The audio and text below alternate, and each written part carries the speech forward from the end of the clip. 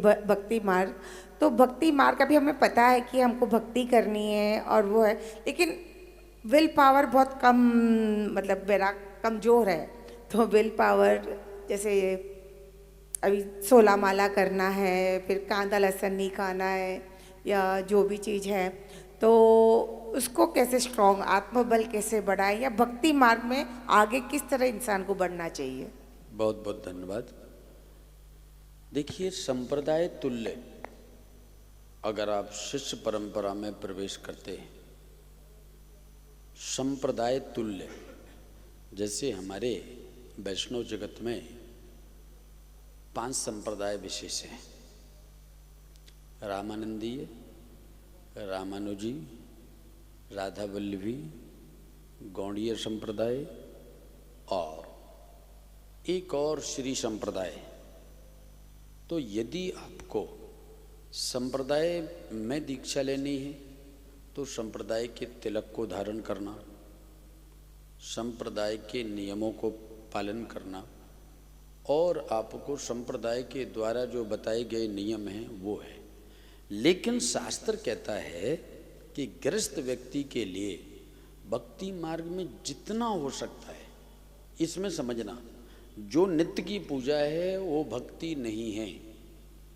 नित्य की पूजा नित्य कर्म है। गणेश जी की पूजा करना है, शिव जी को जल चढ़ाना है, सूर्य भगवान को अर्घ देना है, दुर्गा जी की पूजा करना है, विष्णु भगवान की पूजा करना है। ये जो 40 मिनट की पूजा का विधान है, इसको हम लोग भक्ति मान लेते हैं। चूँकि ये भक्ति नहीं है, ये नित्य कर्म है, ये करना ही करना है। जो भक्ति है वो भक्ति का नाम है आप अपने आप से निवृत्त होकर के, अपने आप से मन को निवृत्त करके और अपने आराध्य में मन को जोड़िए, वो भक्ति है।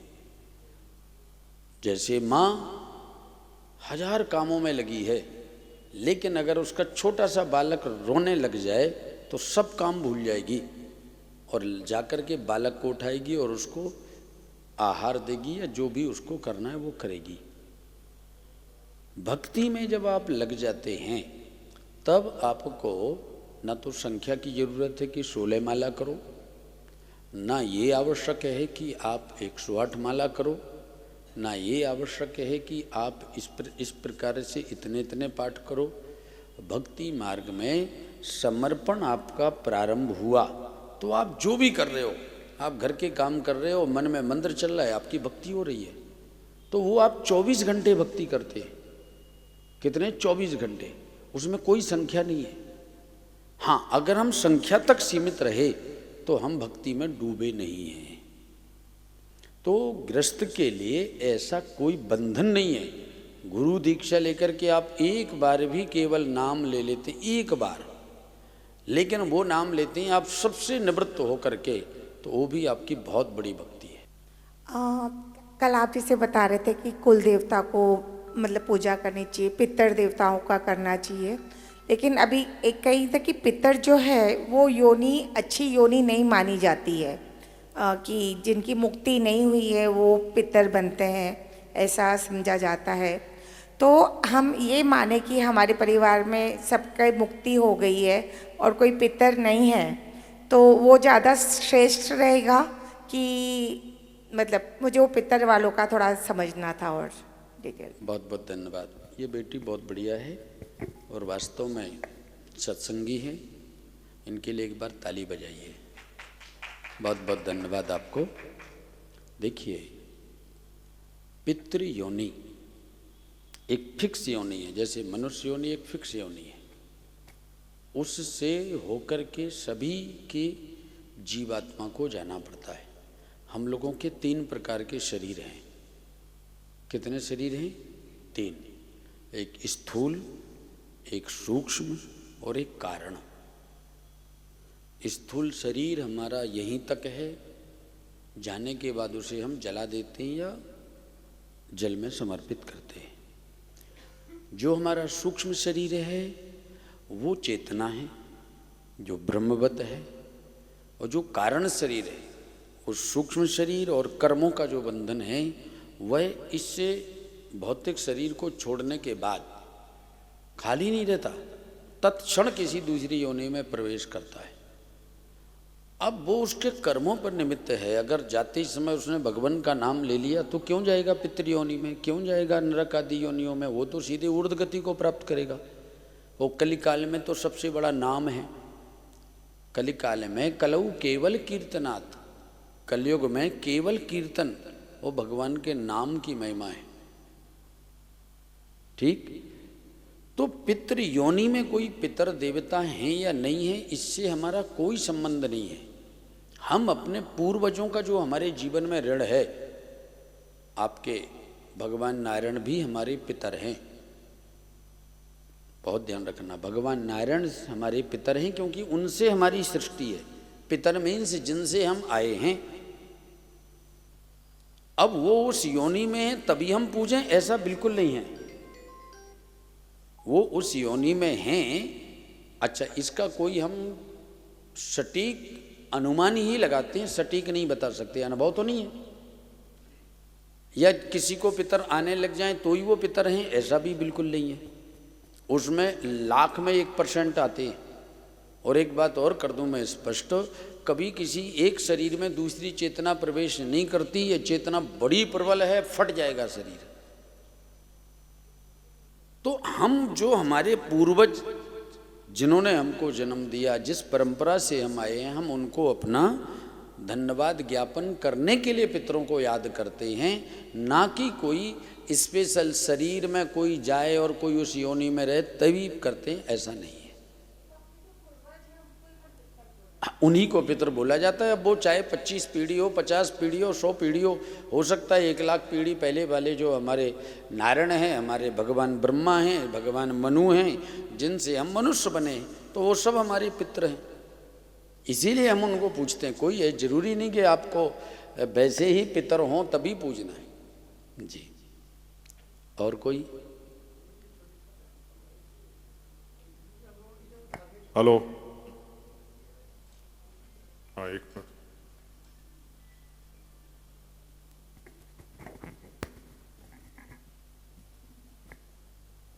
उनमें सब जगह राक्षसों का जिक्र होता है, जैसे रावण है, कंस है, आपने ये बताया हिरण्यकश्यप वगैरह भी है।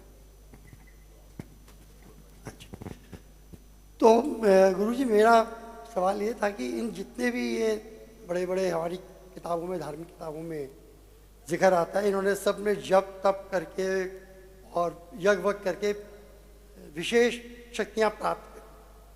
उसके बाद जब उन्होंने उन शक्तियों का दुरुपयोग किया तो फिर भगवान को जन्म लेना पड़ा उसका अंत करने के लिए, जिसमें बहुत तकलीफें आई, बहुत दिक्कतें हुई। तो अगर उन्हें पता था कि ये इसका दुरुपयोग करेगा तो फिर उन्होंने शक्तियाँ दी क्यों? बहुत बहुत धन्यवाद, बहुत सुंदर प्रश्न। प्रकृति का नियम है, आप जो बीज बोएंगे वो पृथ्वी में उर्वरा शक्ति है, वो उगेगा ही। श्रीमद् भगवद गीता में भगवान कहते हैं अर्जुन से, अर्जुन अवश्यमेव भुक्तव्यम कर्तम कर्म शुभाशुभम। जो जैसा कर्म करेगा उसे भोगना ही पड़ेगा। जब उन्होंने शक्ति प्राप्त करने के लिए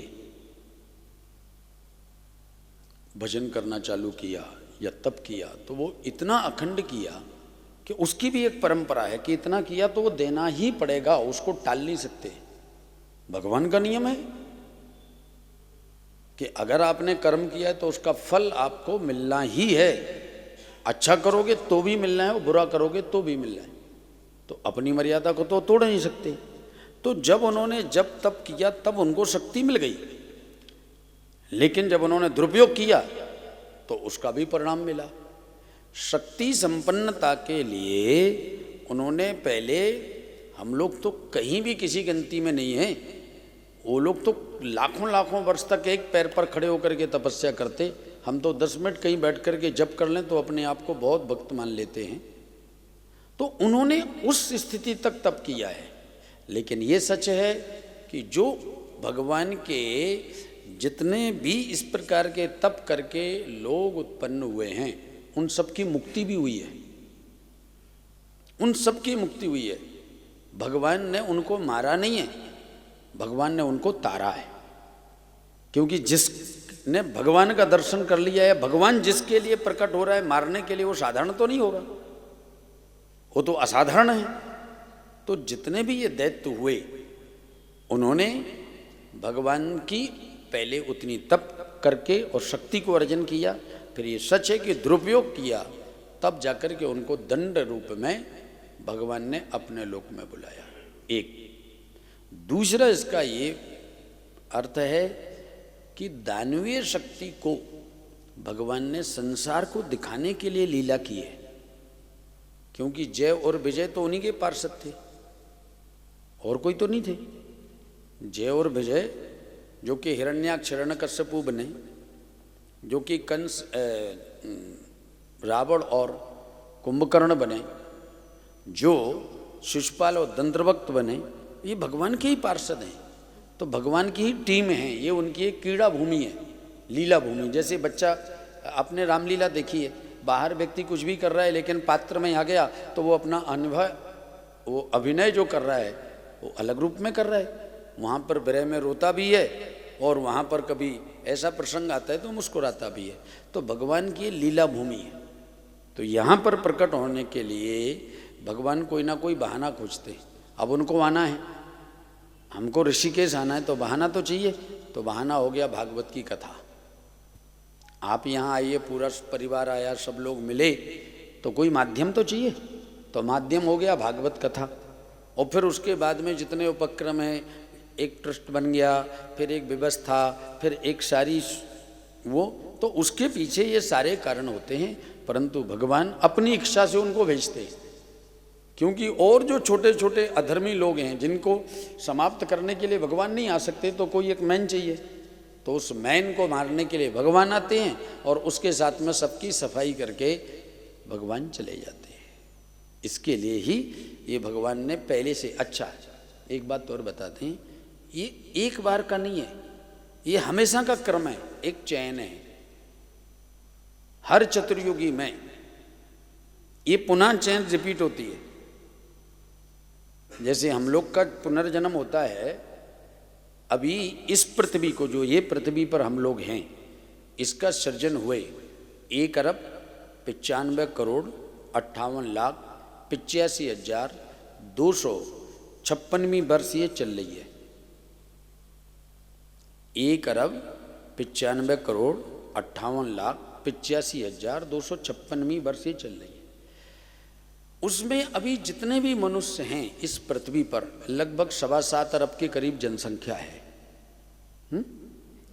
ये 7.25 अरब के करीब जो जनसंख्या है, इनमें सभी मनुष्यों का जन्म 1113वीं बार हुआ है।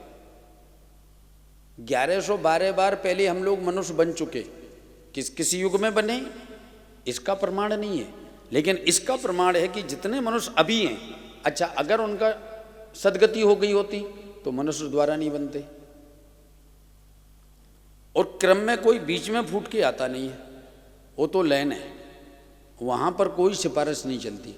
हाँ, मनुष्य बन सकता है, तो भी वो 1113वीं बार आया है, क्योंकि वहां का जो सिस्टम है वो एकदम परफेक्ट है।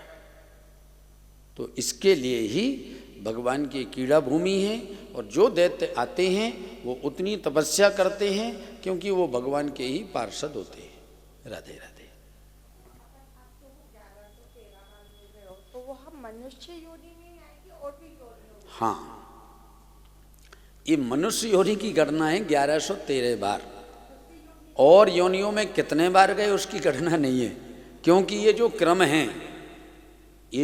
है, इसमें जैसे आपने सुना होगा 84 लाख योनि।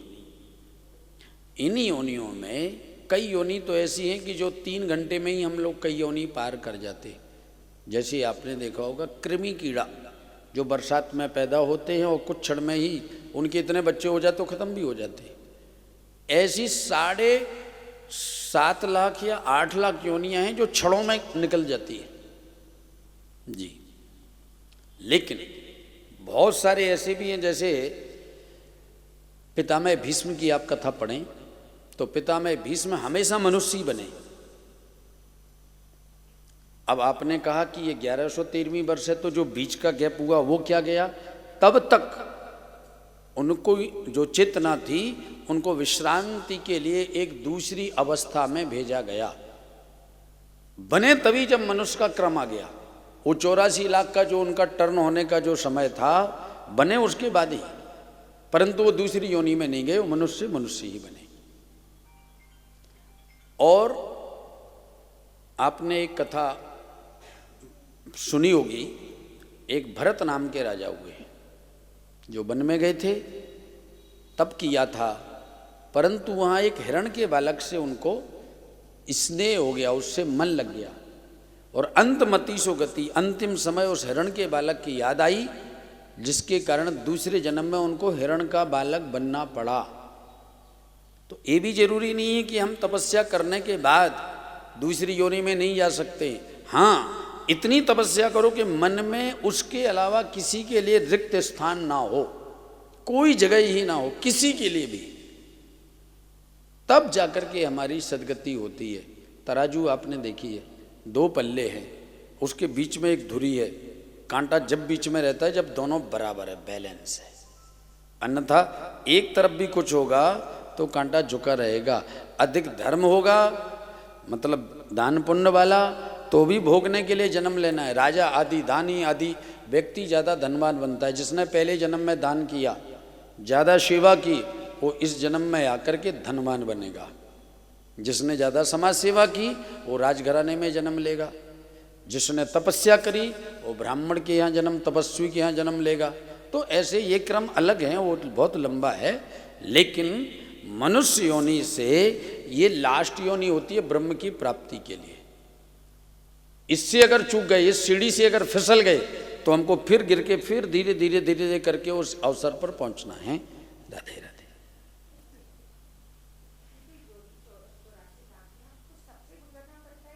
ऐसा जरूरी नहीं है। और नेक्स्ट कौन पूछना चाहता है? आपने कोई? गुरुजी, मैं ना द्वारिकाधीश गई थी और वहाँ पे अज्ञानी हूँ बहुत मैं। इतने समय बाद मुझे पता लगा कि श्री कृष्ण जी की भी मृत्यु हुई थी और गंधारी के श्राप से। और फिर मुझे ऐसा ये प्रश्न है मेरा कि जो जीवन और मृत्यु लोगों को देता है, उनकी इतनी परेशानी से उनका राज दरबार सारा समुंदर में डूब गया, उनके साथ ऐसा कैसे हो गया? बहुत अच्छा प्रश्न है।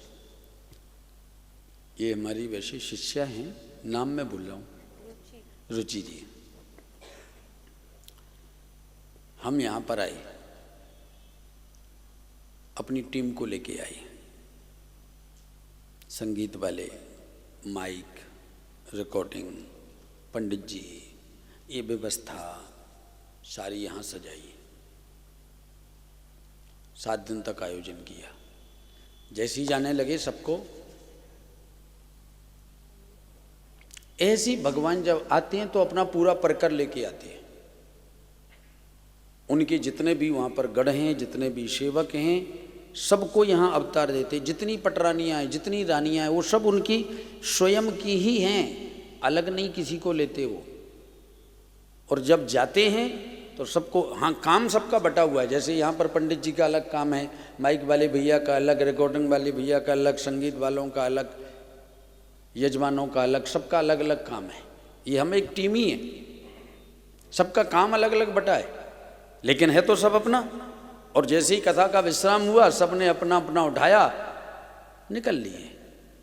तो भगवान कृष्ण का जब अवतार हुआ, तब श्रीमद् भागवत में, गर्ग संहिता में, ब्रह्म वैवर्त पुराण में और स्कंद पुराण में स्पष्ट वर्णन है कि भगवान ने अपने जितने भी गण और सेवक और उनके राज दरबार में वैकुंठ आदि में रहने वाले हैं, और कुछ ऋषि, कुछ देव भी, उनको कहा कि तुम जाके मृत्यु लोक में अवतार लो, जन्म लो। तब उन्होंने जन्म लिया और जन्म लेकर के लीला करी। और जैसे ही लीला हो गई तो उसको संवरण करके और भगवान सबको लेकर के चले गए।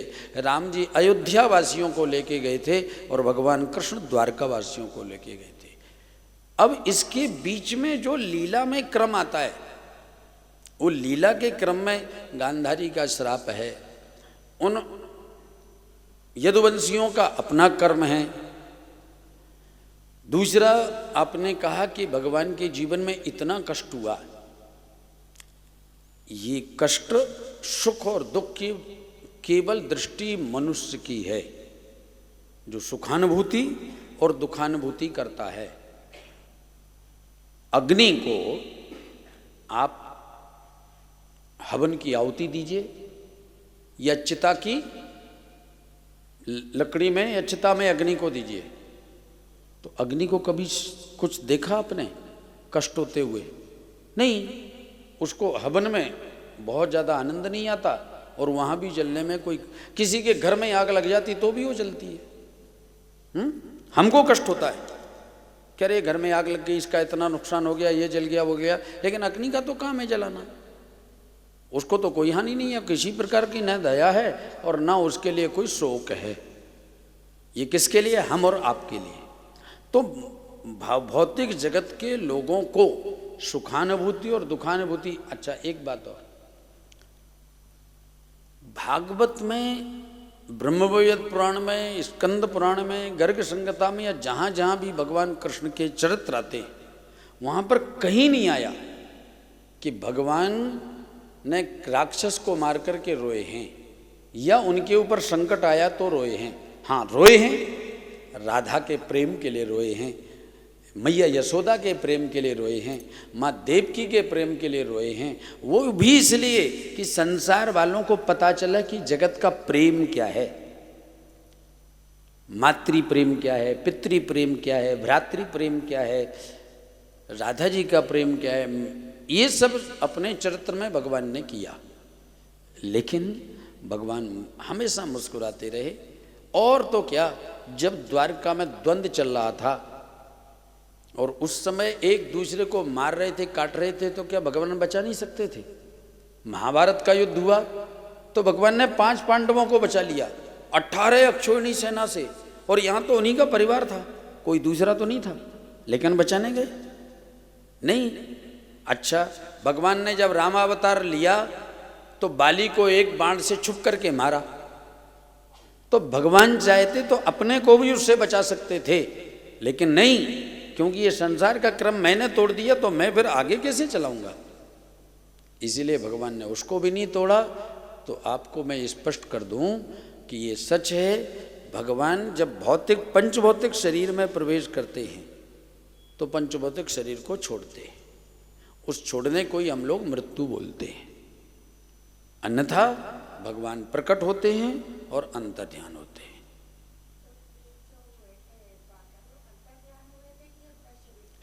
शरीर त्यागा था और दिव्य चेतना प्रकट हुई, और उसके कारण भगवान अंतर्ध्यान हुए।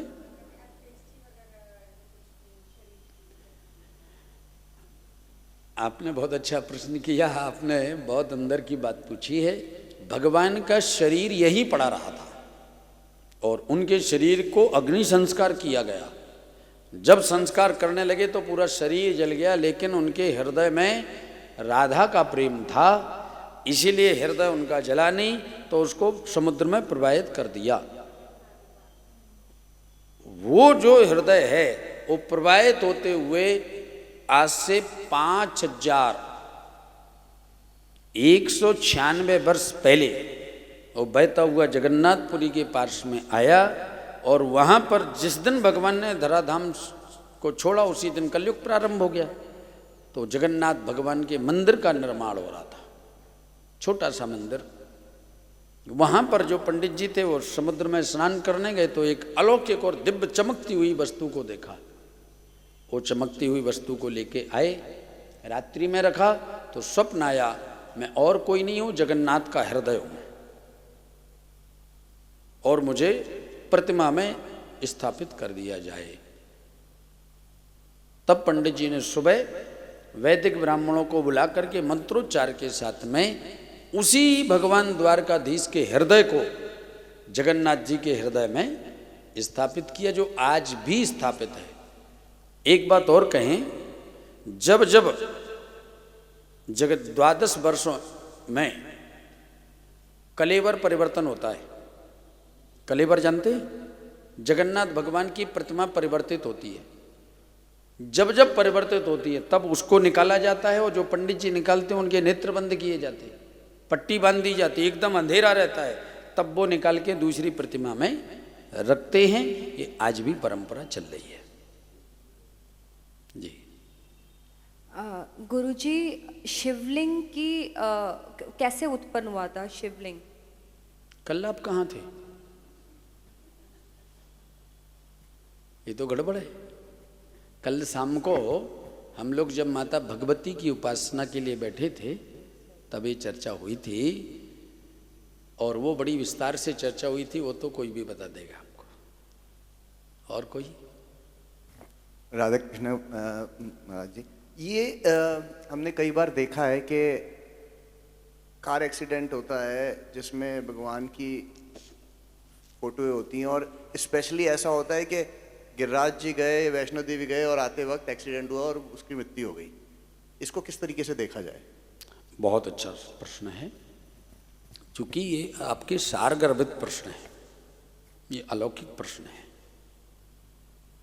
और इसको ज़्यादा से ज़्यादा लोगों तक पहुंचना चाहिए। देखिए, हम किसी भी यात्रा पर जा रहे हैं, चाहे वो धार्मिक यात्रा हो, चाहे व्यवहारिक यात्रा हो, चाहे पारिवारिक यात्रा हो, कोई भी यात्रा, दुर्घटना हमारी असावधानी से होती है, या तो हमारी असावधानी से या सामने की असावधानी से। अब उस असावधानी का कारण ड्राइवर भी हो सकता है, सामने वाला भी हो सकता है। कई बार तो केदारनाथ पहले जाते थे पैदल, और अचानक घोड़ा फिसल गया जिस पर ऊपर जा रहे। गौरीकुंड से घोड़े से जाते थे या पैदल, पता चला 300 मीटर नीचे चले गए, मिला ही नहीं। अब व्यक्ति ने सोचा कि तो यात्रा करने गए थे, शिव जी ने क्यों नहीं बचाया? ध्यान रखना, हमारे लिए इस भौतिक शरीर में रहना एक बहुत उत्सव है, बहुत अच्छी बात है, परंतु परमात्मा के लिए क्षणिक है। हमारा जीवन बहुत क्षणिक है। कैसे? हमारी आयु जो है वो 100 वर्ष की मान के चलते हैं। आजकल तो लगभग 80 वर्ष और 85 वर्ष लास्ट है। हमारी एक वर्ष में देवताओं का एक दिन होता है। थोड़ा इस प्रश्न को बहुत अच्छे से समझना। देवताओं का हमारी एक वर्ष में, उत्तरायण जो है वो देवताओं का दिन है और दक्षिणायन रात्रि है। हमारी एक साल में पितरों के 12 दिन होते हैं। शुक्ल पक्ष उनका दिन है और कृष्ण पक्ष रात्रि है। तो एक वर्ष में कितने हुए? 12। एक महीने में शुक्ल पक्ष एक दिन और कृष्ण पक्ष एक रात, तो एक महीने का एक ही दिन तो हुआ, 12 दिन। अब देवताओं के हमारे 100 वर्ष की आयु में कितने महीने हुए? अगर हम 90 वर्ष जीते हैं तो 90 दिन, ठीक। देवताओं की आयु में हमारी आयु कितनी छोटी है? अरे ये तो 3 महीने में ही चला गया। और हम कितने चले? 90 साल। और चलिए आगे। ये चतुर्युगी जो पूरी है, चारों युगों का एक चयन है, इसकी पूरी उम्र है 4,32,000 वर्ष। 4,32,000 वर्ष में एक टर्न हो जाता है सतयुग, त्रेता, द्वापर और कलयुग। जब ये चारों 14 बार व्यतीत होते हैं तो एक मनु की आयु होती है।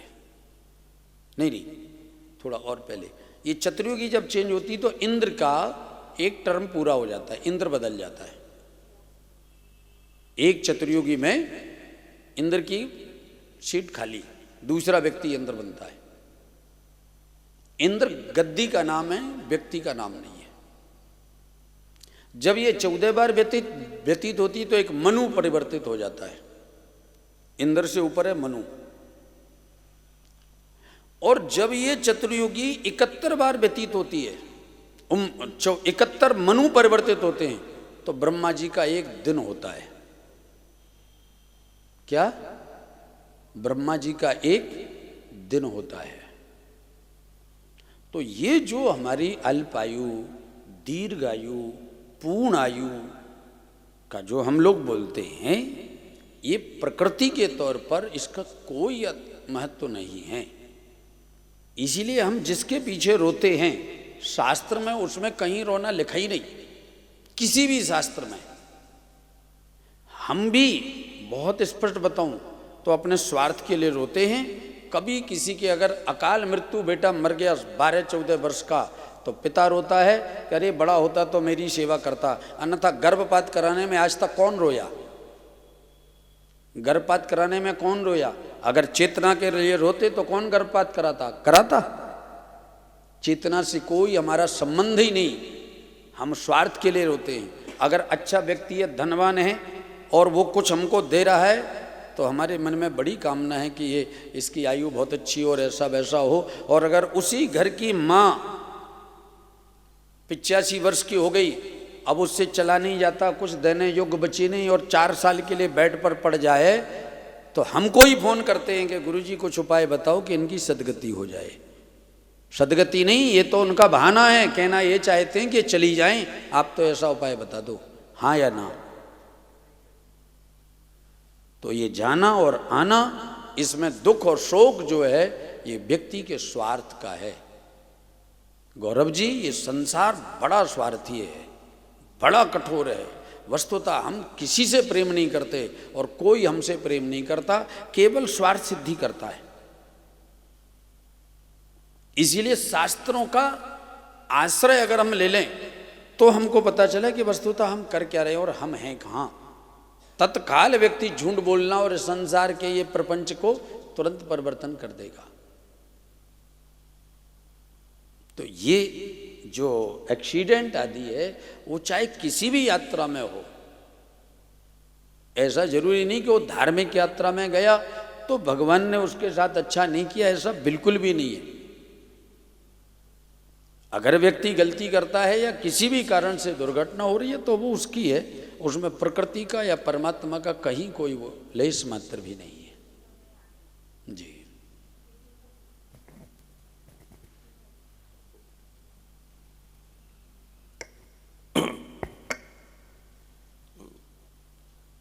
महाराज जी, मैं भगवान श्री कल्कि जी का हम बचपन से प्रचार करते आ रहे हैं। 2 साल की उम्र से हमें भगवान श्री कल्कि जी का नाम मिला था। तो मैं एक ताज़ी घटना बता रहा हूँ, हंसी मजाक की भी घटना है वो, कुछ वो भी है। अभी हम थोड़े दिन पहले एक उड़ीसा के महाराज जी हैं जो कथा करते हैं, उनसे मुलाकात हुई थी। तो उन्होंने कहा था कि 2032 में भगवान कल्कि जी का प्रकट निश्चित है, और धीरे धीरे 2-3 साल के अंदर विश्व की जो आबादी है वो तकरीबन आधी रह जाएगी। अब भारत की आबादी भी आधी रह जाएगी। उसमें उन्होंने कहा कि धीरे धीरे सबसे पहले बीमारियां आनी शुरू होंगी, फिर पैसे की दिक्कतें आएंगी, फिर खाने की भूखमरी होगी, ऐसे ऐसे उन्होंने कही।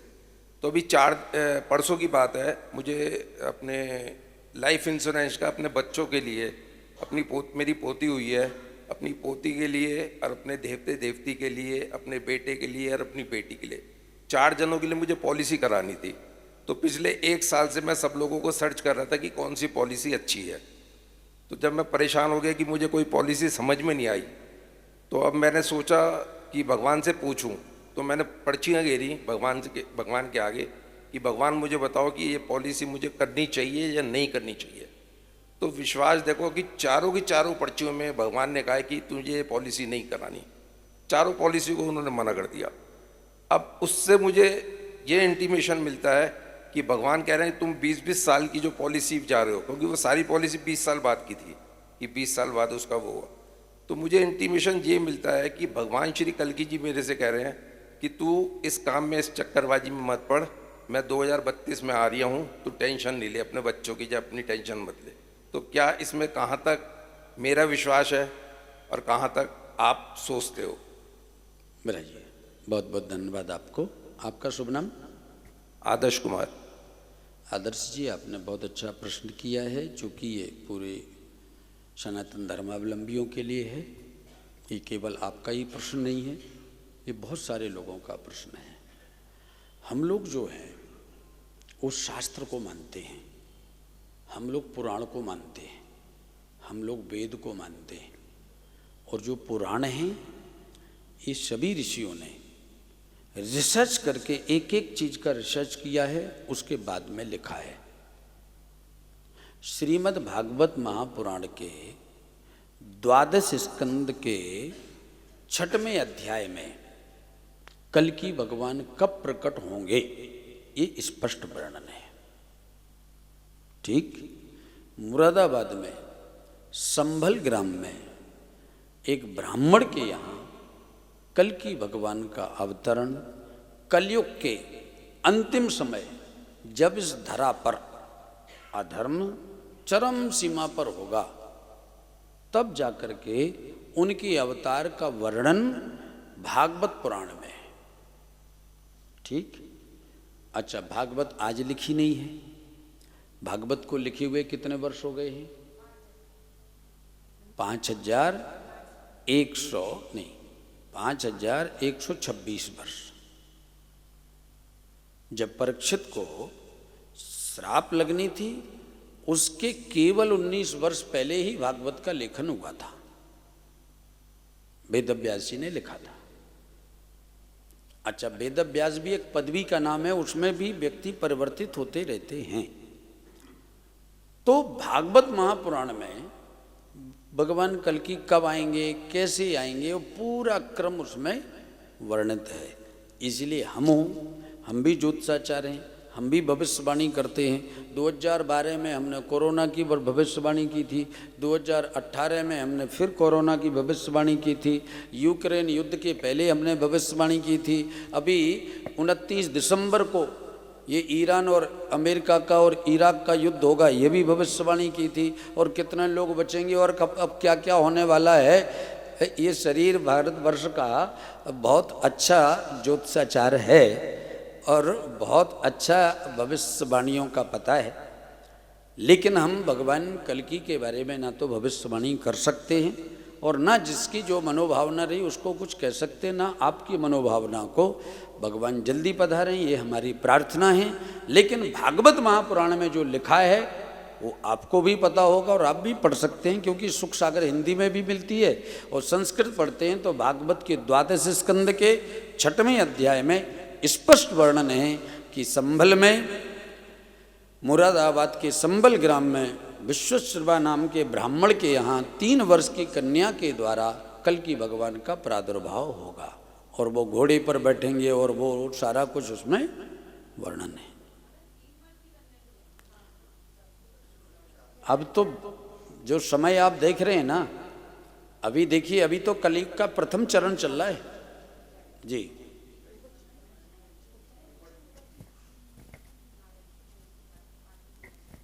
जैसे आपने कहा कि 3 वर्ष की कन्या के में भगवान का जन्म होगा, जहाँ तक मेरा सुनने में आ रहा है कि 6 वर्ष की कन्या माँ बन चुकी है फिलीपीन में। 6 वर्ष की कन्या माँ बन चुकी है। तो अब जैसे कि कलयुग की आयु कहते हैं 4,32,000 वर्ष, और अभी भगवान कृष्ण को गए हुए 5,192 या 93 वर्ष हुए जो, तो उस हिसाब से क्या जो भगवान की जो आने का समय है वो 4,32,000 वर्ष हमारे हिसाब से है या किस हिसाब से? जैसे हम जो वर्ष गिनते हैं 2021, 22, 23, भगवान के कैसे वर्ष आएंगे? हाँ बैठिए, मैं बताता हूँ। युग की जो संख्या है वो मनुष्य की जो आयु की गणना है, जो हमारे यहाँ संवत्सर विक्रम के बाद में हुआ है, राम संवत्सर अलग है, कृष्ण संवत्सर अलग है, महावीर संवत्सर अलग है, तो उसके हिसाब से वर्षों की गणना अलग होती है। लेकिन जो ज्योतिष चक्र है जिससे वर्षों का एक निर्धारण किया जाता है, उसके हिसाब से कलयुग की ये मनुष्यों की आयु के हिसाब से गणना 4,32,000 वर्ष की है। अन्यथा देवताओं की आयु के हिसाब से एक युग की उम्र जो है वो केवल 12 वर्ष होती है। सॉरी, दिव्य 1200 वर्ष होती है देवताओं की उम्र से। हमारी 100 वर्ष में कितने दिन हुए देवताओं के? 100 दिन। ठीक, तो देवताओं की उम्र से ये जो युग परिवर्तन है वो 1200 वर्ष में होता है, परंतु मनुष्य की आयु से, क्योंकि शास्त्रों को जिन्होंने बनाया, पुराणों को जिन्होंने बनाया, वो हम सभी से बहुत विद्वान थे। जब कुछ नहीं था तब जाकर के उन्होंने सूर्य की गति को प्राप्त किया कि सूर्य कितनी दूर है। ये वर्णन तुलसीदास जी ने 450 वर्ष पहले हनुमान चालीसा में लिख लिया। युग शास्त्र योजन पर भानु लिखा ना। तो इसका मतलब उनका रिसर्च हमारे और आपके रिसर्च से बहुत आगे है। तो हम लोग तो जो बोलते हैं वो पुराणों का बोलते हैं, तो जो पुराण में लिखा वो ये लिखा। अब आने वाले भविष्य में क्या क्या होगा ये तो शायद हम लोग जीवित रहेंगे तब तक तो देखेंगे, परंतु जो लिखा है वो ये लिखा है भैया। आगे गुरुजी, एक दो सवाल और हैं। राधे राधे गुरुजी। राधे राधे। गुरुजी, मेरे 2 क्वेश्चन हैं। पहला ये कि जब हम ठाकुर जी की पूजा करते हैं तो आंखों से आंसू क्यों आते हैं बहुत ज़्यादा? और दूसरा? दूसरा ये है कि जैसे कभी ठाकुर जी एकदम करीब, ऐसा लगता है बहुत करीब है, लेकिन वो फिर थोड़ा थोड़ा दूर कर देते हैं। ठीक है, देखिए, पूजा एक तो होती है जो हम अपनी संतुष्टि के लिए करते हैं, एक पूजा होती है भगवान की संतुष्टि के लिए। हम कौन सी पूजा कर रहे हैं? आज तक हम लोग अपनी संतुष्टि के हिसाब से पूजा करते रहे। हमको ये चीज़ अच्छी लगती है तो हमको लगा कि भगवान को अच्छा लगता होगा। जैसी पोशाक हमको अच्छी लगी तो हमने वो पहना दी, लेकिन कभी हमने ये भगवान के भाव नहीं जाने कि वास्तव में उसे अच्छी लगती है कि नहीं। हमको जो प्रसाद अच्छा लग रहा है तो हमने भगवान को भोग लगा दिया, सोच लिया भगवान को हमने 56 भोग लगा दिया, शायद उसे प्रिय होगा। लेकिन कभी तो उसने नहीं कहा कि हमको 56 भोग प्रिय है या हमको माखन मिश्री खानी है। आज तक हम पूजा करते रहे अपनी संतुष्टि के अनुसार। जब हम शास्त्रों में उन तत्व को प्राप्त कर लेते हैं गुरु की कृपा से और हम उसकी संतुष्टि के लिए पूजा करने लगते हैं, फिर आप उल्टी पोशाक पहनाते हैं ना, अथवा सस्ती से सस्ती कहें, हम तो ये कहते हैं कि आप कोई एक फूल भी चढ़ा देते हैं तो अश्वमेध यज्ञ से बड़ी आपकी पूजा हो जाती है। वहाँ पर पूजा का क्रम बदल जाता है। और जो आपने कहा कि सेवा करते समय नेत्रों में अश्रुपात होते हैं, तो ये आपके भाव को प्रणाम है और ऐसा और प्रगाढ़ बनना चाहिए। लेकिन इसमें सच्चाई और प्रेम की प्रबलता अधिक होनी चाहिए, प्रदर्शन का प्रभाव नहीं होना चाहिए। ठीक है, और कोई? 5 बज गया। हाँ, और जिस दिन आपकी भाव की पराकाष्ठा और बढ़ जाएगी तो वो दूर होना भी बंद हो जाएगा। जी महाराज जी, पूछ सकता हूँ? समय तो हो गया आपका। बोलिए बोलिए। शिवलिंग के बारे में, हम हिंदू धर्म में पैदा हुए हैं तो प्रतिमा होती है, तो लोग कहते हैं कि हमारे को बड़े अच्छे दर्शन हुए, पास जाते हैं उस प्रतिमा से नेत्र मिलते हैं, हंसी मिलती है। शिवलिंग दूर हो पास हो, क्या देखें उसमें? मतलब मैंने कई बार क्वेश्चन किस बड़ों से भी पूछा, मुझे कोई जवाब नहीं मिला उसमें, उससे कैसे कनेक्ट करें? बहुत सुंदर। आज हमको तो लगता है कि इस प्रश्नोत्तरी को 7 बजे तक चलनी चाहिए वास्तविकता से, क्योंकि कथा तो एक क्रम है और यहाँ मंथन करके एक नवनीत निकलता है, मक्खन निकलता है। दर्शन करने जाते हैं तो ये हमारा भाव रहता है कि हम भगवान के मुखारबिंद को देखें, उनके नेत्रों को देखें, उनके स्वरूप का दर्शन करें, उनके श्रृंगार का दर्शन करें।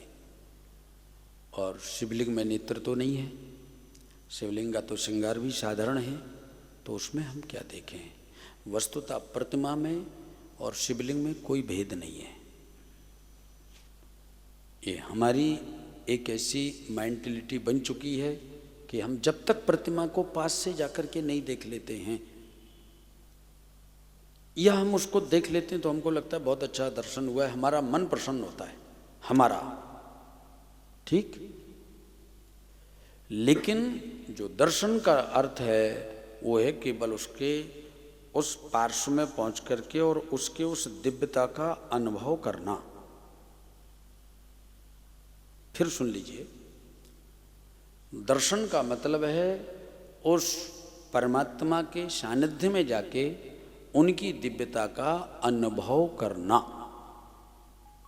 रूप तो अनेकों हैं, रूप तो आपके मोबाइल में लाखों लाख आ रहे हैं। जिस रूप पर आप मोहित होकर के जा रहे हैं वो तो किसी का बनाया हुआ है, फिर जिसने श्रृंगार किया वो किसी का सजाया हुआ है। उसके अंदर क्या है? उसके अंदर आपके मन की दृढ़ता रूपी भक्ति है, आपका भाव है। इस चीज को थोड़ा ऐसे समझाऊं। एक नारद जी ने, नारद पंचरात्र लिखा हुआ है ग्रंथ, नारद पंचरात्र। तो नारद जी भगवान के पोते लगते हैं, तो भगवान के पास में चले गए। प्रभु आप ये बताओ, आप रहते कहाँ हो, करते क्या हो? रहते कहाँ हो और करते क्या हो? तो भगवान ने कहा, नारद नाहं वसामि वैकुंठे योगिनां हृदयेन च मद्भक्ता यत्र गायन्ति तत्र तिष्ठामि नारद। नारद, ना तो मैं वैकुंठ में रहता हूँ, ना योगियों के हृदय में रहता हूँ।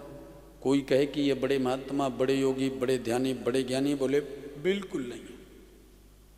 फिर बोले मद्भक्ता यत्र गायन्ति, मेरा भक्त मुझे जहाँ पुकारता है। अच्छा, ये जितने भी, चाहे वो संत किसी भी प्रकार के संप्रदाय से हों या वस्त्र पहने हों या ब्राह्मण हों या कोई भी वर्ण से हों या कोई भी पंथ से हों, जो भगवान की उपासना कर रहा है वो सब भगवान के भक्त हैं और सब एक समान है। हाँ, वो थोड़ा ज़्यादा कर रहा है तो हम उसको ज़्यादा आदर देते हैं, कोई कम कर रहा है उसे कम आदर देते हैं, लेकिन उसके यहाँ ऐसा नहीं है। जैसे माँ को सभी बालक प्रिय हैं, पिता को सभी पुत्र या पुत्री सब एक समान हैं, ऐसी उसके लिए एक समान है। तो भगवान ने ये नहीं कहा कि हम मूर्ति में रहते हैं। हाँ, दूसरा श्लोक में कहा है, न काष्ठो न च पाषाणो न देवो न मृण्मये। न मैं काष्ठ में रहता हूँ, लकड़ी की मूर्ति में, न पाषाणो, ना मैं पत्थर की मूर्ति में रहता हूँ, न मृण्मय, मृण कहते हैं मिट्टी को, ना मैं मृदा की मूर्ति में रहता हूँ। तो फिर कहाँ रहते हो? बोले मत भक्ता मत भावेना, मेरे भक्त का जो भाव है मैं उसके भाव में रहता हूँ। आपने पहले देखा होगा, शादी होती थी तो गोबर के गणेश जी बना दिए जाते, और गोबर के गणेश जी की पूजा की और पंडित जी ने कह दिया ये गणेश जी, और हमने मान लिया गणेश जी, और निर्विघ्नता से शादी हुई। एक मैया थी, बड़ी दुखी भौतिक जगत से, कहीं कथा में गई तो पंडित जी ने कहा कि जो व्यक्ति शंकर की सेवा करता है, शंकर सभी की कामनाएं पूर्ण करता है। अब मैया के गांव में तो शिवलिंग नहीं था, शिव मंदिर नहीं था, तो चली गई नदी किनारे और एक गोल सा पत्थर पड़ा था, लाई और रख लिया, मेरा शिव ये है। रोज नियम से जाती और जल चढ़ाती, बस और कुछ नहीं था ही नहीं कुछ। 12 वर्ष व्यतीत हो गए, उसका भाव बढ़ता चला गया। किसी चीज को आप ज्यादा करिए तो उसमें मन और बढ़ने लगता है। जैसे ही 12 वर्ष पूरे हुए, कई कई दिन तो ऐसे आए, घनघोर बारिश हो रही है, नदी के उस पार उसने रखा था उस पत्थर की प्रतिमा को, तो नदी पार करके जाती। लोग बोलते मैया तू बह जाएगी, कुछ हो, मुझे तो अपने शंकर को स्नान कराना है, अपने शिव को स्नान कराना है।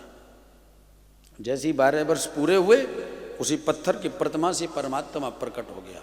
उसी पत्थर की प्रतिमा से, ना उसकी कोई प्रतिष्ठा है, ना उसकी कोई आकृति है, ना कोई उसको शिवलिंग करेगा, ना जलेरी है, कुछ नहीं है, भोलेनाथ प्रकट हो गए। शिव महापुराण में कथा है। उस माँ से कहा ब्रह्म बुढ़ियात, अब बूढ़ी मैया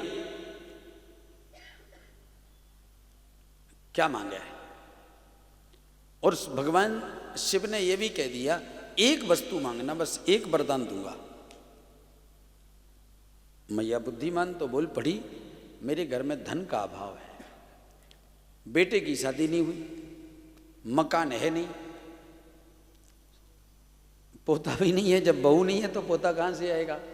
तो बोलती है महाराज ऐसा वरदान दे दो कि सोने की कटोरी में पल्ले में झूलता हुआ महल के मध्य में अपने पोते को दूध पिलाती हुई अपने आप को देखूं, ये वरदान चाहिए। तो भगवान भावना में है, कोई मूर्ति में भगवान नहीं है, और कोई ऐसी मूर्ति नहीं है जिसमें भगवान नहीं है। ऐसी कोई मूर्ति बता दीजिए जिसमें भगवान ना हो, और ऐसी कोई मूर्ति बता दीजिए जिसमें भगवान हो। अभी एक डिबेट में मैं बैठा था, अभी भी डिबेट वाले का ही फोन आ रहा है, एनडीटीवी इंडिया वालों का, बार बार उन्हीं का बज रहा है। तो यहाँ आने से पहले शायद 14 तारीख को तो मुर्शिदाबाद में एक गांव में कुछ लोगों ने, अराजक तत्वों ने दुर्गा जी की मूर्ति को तोड़ दिया। तो उस डिबेट में एक कोई दूसरे पंथ का व्यक्ति बैठा, वो बोलता है पंडित जी आप बताइए, जब आप सभी दुर्गा जी को मानते हैं, लोग उस दुर्गा जी की मूर्ति को तोड़ रहे थे, तो क्या वो अपनी रक्षा नहीं कर सकती थी? ठीक, अब आप बोलिए आपका क्या उत्तर होगा? ठीक, सच है दुर्गा सबकी रक्षा करती है, दुर्गा प्रत्यक्ष है, लेकिन जो सबकी रक्षा करती है मां, उस मां की मूर्ति की रक्षा हमको करना है। उस मां की मूर्ति की रक्षा, अरे वो उसी के लिए तो मां है जिसके अंदर उसके प्रति मातृभाव है, जिसके अंदर उसके प्रति मातृभाव है। अन्यथा साधारण लोग के लिए तो पत्थर की मूर्ति है। और जो मूर्तिकार है, बनाते हैं, आपने नवरात्रि के समय देखा होगा, हजारों मूर्तियां बनाते, बारिश हो जाती, गिर के गल जाती, ये भी देखा होगा।